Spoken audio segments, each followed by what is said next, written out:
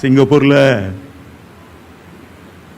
ஒரு அம்மாவுடைய ஹஸ்பண்ட் இறந்ததுக்கு அந்த அம்மா அழலையாம். ஏதோ 1-2 சொட்டு ஏதோ வெங்காயத்தை பிச்சு கண்ணில் வச்சுருப்பாங்க. ஆனால் அவங்க வளர்ப்பு நாய் செத்த உடனே அப்படி அழுதாங்க. பாஸ்டர், பரலோகத்தில் என் நாய்க்கு ஒரு நல்ல இடம் கிடைக்குமா பாஸ்டர்? என் நாய் அடக்காரானையில நீங்கள் தான் பேசணும். துக்க நிவிருத்தி அந்த கூட்டத்திலையும் நீங்கள் தான். எது நாய் செத்ததுக்கு சாவில் அடக்கம் பண்ணுறதுக்கு பாஸ்டர் கூப்பிட்டாங்களாம்.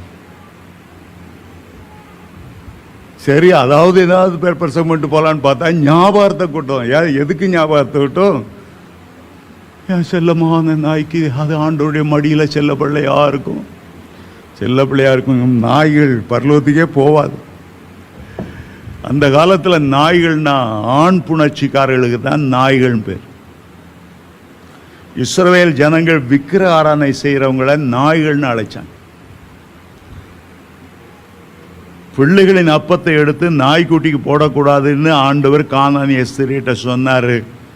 அதுக்காக ஆண்டவர் அவங்கள நாயின்னு சொல்லிட்டாருன்னு நம்ம நினைக்கக்கூடாது. நீ நாயா இருக்கக்கூடாதுமா, நீ தேவனுடைய பிள்ளையா இருக்கணும்.